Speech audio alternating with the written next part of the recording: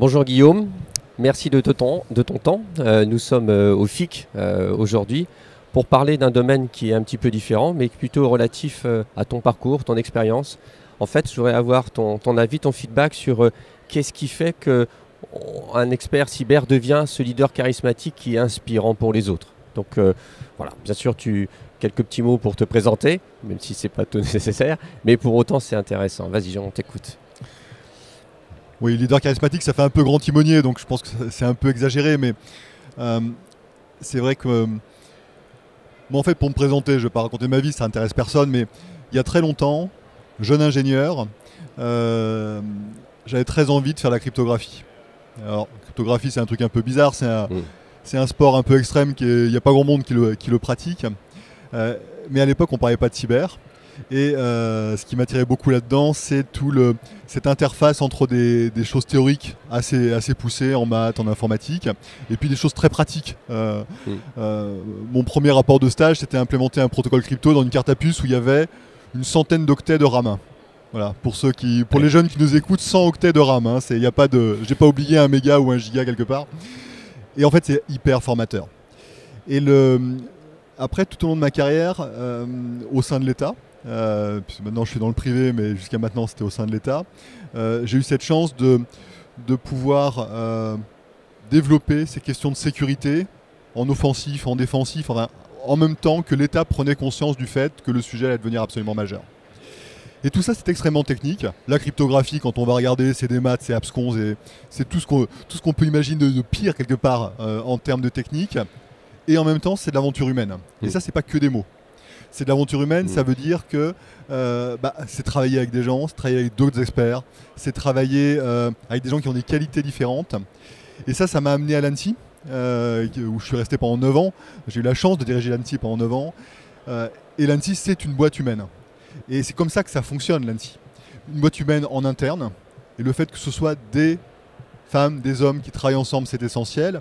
Et une boîte humaine qui est tournée vers d'autres femmes et d'autres hommes. On n'est pas sur un régulateur froid qui appliquerait une règle et qui mettrait des sanctions, même s'il faut des régulateurs, même s'il faut des règles et même s'il faut parfois des sanctions, bien évidemment. Mais le but, c'est d'être capable de porter un message de prévention, de porter un message de pédagogie, d'expliquer les choses, d'aller aider les victimes. Et tout ça, même si c'est sur un fond de technique, c'est avant tout de l'humain. Donc ce côté relation entre les personnes, ce côté communication, il est absolument essentiel. Ça ne peut pas être une fin en soi. Quand on se met à communiquer pour communiquer, de toute manière, on n'est pas crédible. Mais le fait d'utiliser la communication et l'échange comme un vecteur, comme un effecteur, comme c'est le vocabulaire militaire qui a un petit peu imprégné notre manière de faire, mais la communication et l'échange humain, c'est un effecteur au final. C'est intéressant parce qu'en fait, c'est cette notion d'empathie, puis de se dire, mais quand je communique, en fait, je me mets à la place de celui qui va m'écouter. C'est très important. C'est très important. Et pour une entité comme l'ANSSI, je parle au passé évidemment, mais enfin c'est encore récent, donc je me souviens un tout petit peu, le danger, quelque part, c'est de devenir une sorte de régulateur déconnecté de la vraie vie. En se disant, en ayant raison d'ailleurs techniquement, en se disant, la bonne manière de faire, c'est comme ça. Et donc ceux qui font pas comme ça, ceux qui font moins bien, ils ont tort. Non, l'empathie, elle est essentielle. Et dans toutes les réglementations qu'on a mis en place, avec les OIV, les opérateurs d'importance vitale, avec les opérateurs de services essentiels ensuite, constamment, on devait trouver cet équilibre entre une véritable ambition, parce que bon, si on s'arrête dès qu'il y en a un qui commence à dire que c'est difficile, évidemment on fait rien, parce que c'est réellement difficile, et en même temps être capable de se mettre à la place, c'est l'empathie, hein, c'est la définition même de l'empathie, comprendre, se mettre à la place de l'autre pour comprendre ce qui est faisable avec un effort et ce qui est réellement soit contre-productif, ça c'est le pire des cas, ou simplement trop difficile à atteindre dans un premier temps. Donc cette notion d'empathie et un régulateur qui est capable d'être empathique, c'est quelque chose d'absolument essentiel. Il n'y a pas que l'ANSSI, hein. Je pense que la CNIL fait partie des régulateurs empathiques.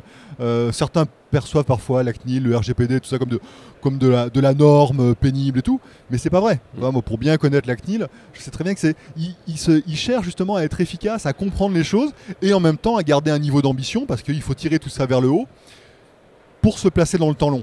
Le temps court, en fait, si on est dans le temps court, on ne fait pas les choses. Parce que ça coûte cher, parce que ça ne rapporte pas immédiatement. Il y a un problème économique dans le temps court. Et le rôle du régulateur, le rôle de l'État en général, c'est d'aller à l'encontre de ce qui serait naturel dans certains cas pour favoriser l'intérêt général sur le temps long. Ouais, ça c'est intéressant cette notion.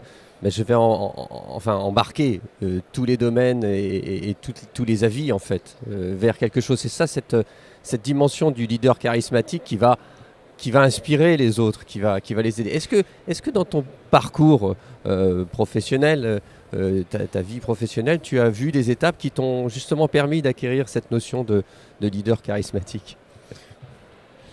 Je me fie toujours du terme de leader, mais ce qui est important, c'est de mettre des gens différents, avec des compétences différentes, des positionnements différents, des intérêts différents, les mettre autour de la table pour qu'à la fin, le bien commun en bénéficie. Donc chacun est obligé de faire des concessions, et entre l'ANSSI, les opérateurs, les fournisseurs de technologie, chacun fait des concessions, mais à la fin, on va vers quelque chose qui est globalement plus positif. Et ça, c'est de l'humain. C'est de la compétence aussi. Donc c'est un mélange de tout ça. Donc c'est important d'avoir des gens qui soient des vrais experts. Il faut être capable d'impliquer ces experts. Pour inspirer la confiance. Parce que de toute manière, on est sur une base technique. Si on ne sait pas de quoi on parle, de toute manière, à la fin, même si on communique très très bien, à la fin, il n'en reste rien. Donc à l'ANSSI, le socle, c'est l'expertise. Ouais. Là où je suis aujourd'hui chez DocaPost, le socle, c'est l'expertise. Ouais. On ne vend pas durablement des produits ou des services qui fonctionnent. Si les produits sont pas bons, s'il n'y a pas une vraie expertise, s'il n'y a pas une vraie plus-value. C'est très libéral ce que je dis, mais enfin il y a une logique, il y a une forme de justice qui arrive avec ça. Et donc l'idée c'est de mettre des gens autour de la table et d'ajouter ces qualités humaines pour écouter chacun et à la fin décider. Parce qu'on peut s'écouter et tourner en rond comme ça, cyclotronner indéfiniment, mais voilà. Et à la fin il faut décider. Et le rôle de l'État est souvent d'avoir le dernier mot, mais c'est pas le dernier mot pour faire de l'autoritarisme, c'est le dernier mot après avoir consulté tout le monde, après avoir identifié ce qui serait le mieux sur le long terme, et bien une décision, parce qu'il n'y a rien de pire que de la non-décision sur des sujets comme cela, comme sur les autres d'ailleurs. Et donc les qualités, elles sont techniques, elles sont humaines. Moi par hasard en fait, j'ai fait un peu de psychologie, parce que ça, quand j'étais en école d'ingénieur, c'est un truc qui m'intriguait, on va dire. J'avais eu la chance de suivre des cours d'Elisabeth Badinter à l'époque. Alors, c'était noté sur 0, hein. Enfin, c'était vraiment de l'ouverture, dans une école d'ingénieur, bien sciences dures. Ouais. Et ça m'avait complètement bouleversé parce que c'était une ouverture pour moi. Venant de filières très mathématiques, très sciences, j'ai dit mais il y a tout cet humain qui est passionnant. Alors je sais pas si ça joue ou pas, mais il y a toujours cet intérêt de concilier l'expertise technique et l'humain, sans quoi rien ne se passe. Et est-ce qu'au travers de... Alors, tu as parlé d'une formation spécifique, mais est-ce que tu penses qu'il y a des formations que nos experts, qui aujourd'hui sont peut-être avec un profil un peu technique, pour aller dans un profil plus de leader, des formations qui seraient intéressantes à suivre? La vraie formation, je pense que là où on apprend beaucoup, où certains se révèlent d'ailleurs, c'est le premier poste de management, qui est le poste le plus dur. Quel que soit le nom que ça prend dans les différentes échelles organiques, mais voilà, quand pour la première fois on a encadré véritablement 4-5 personnes, c'est là où les gens seraient. Et c'est ça l'école en fait. C'est là qu'on apprend les choses. Et on voit si on aime ça ou pas. Parce qu'il ne faut pas forcément se forcer non plus.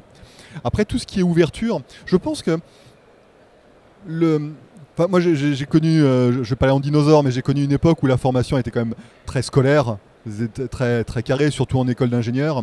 Il y avait un début d'ouverture, j'ai cité les cours d'Elisabeth Badinter, mais voilà, c'était anecdotique en termes de volume horaire, mais il y avait déjà cette volonté d'ouverture, cette intuition.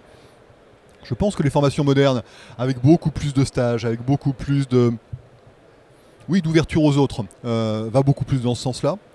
Je pense que c'est une très bonne chose. Et paradoxalement, c'est le bon moment pour commencer à apprendre ses premiers échanges. La technique...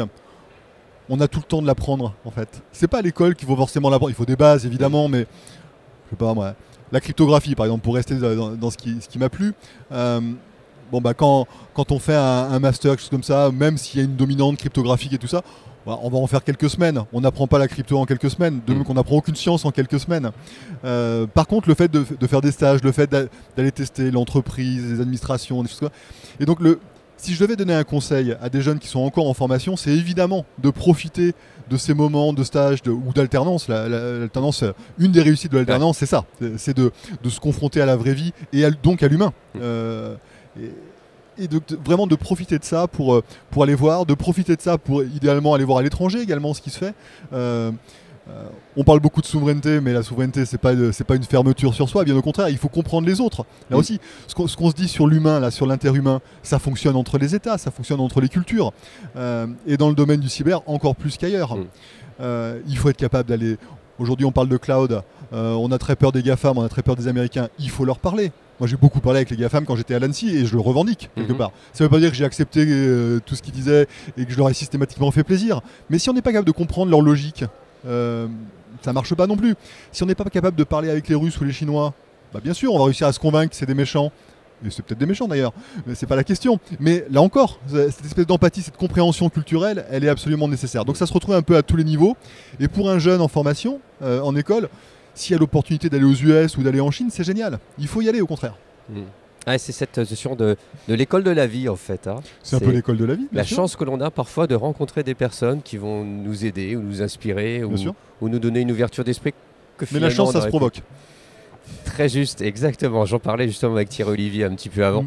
Et c'est vrai, voilà. Mais c'est beau de dire la chance aussi, c'est un côté humble. Il y a une part de hasard. Ouais, part de hasard.